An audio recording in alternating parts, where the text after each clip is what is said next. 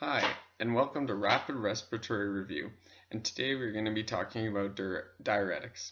Diuretics are indicating the management of edema, which is either endocrine, cardiovascular, or renal. A lot of times it's just due to fluid overload. They are different. The diuretics are differentiated based on where in the nephron, the small subunit in the kidney, they act. Most diuretics inhibit reabsorption of sodium and potassium. This thus leads to natriuresis or kaliuresis, so peeing out sodium or peeing out potassium. In healthy individuals, the capillaries of the nephron are essentially free of protein and blood cells. So in cases where you have damaged or diseased kidneys, you're going to have those in your bloodstream, and it's going to cause more fluid to come in and could lead to problems.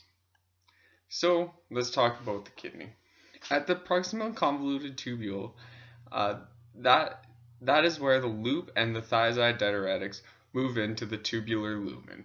So that's where they come in, but they don't make their action there. The loop of Henle is a part of the nephron in which allows urine to become concentrated through the movement of sodium and chlorine into surrounding interstitium, producing a hypertonic solution.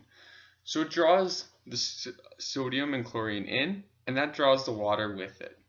And the loop of Henle is the site of action of loop diuretics such as furosemide, Lasix, in which 35% of NaCl reabsorption occurs.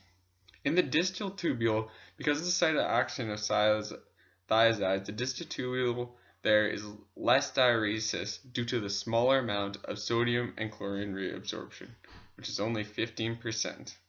Collecting duct is the site of action of aldosterone and ADH.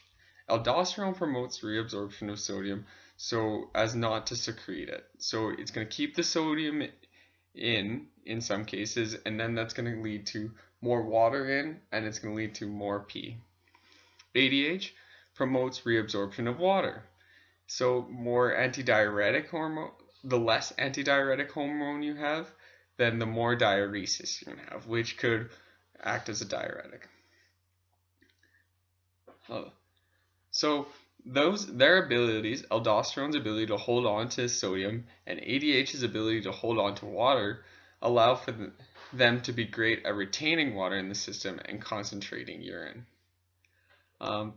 There's also potassium-sparing diuretics which work on the collecting tubule as well and are used in order so potassium is not excreted. And I have a graph on the next slide here, and it just shows the amount of excretion of the ions and the ions you're going to be watching when you give diuretics. Thanks, and thank you for watching Rapid Respiratory Review. Have a good day.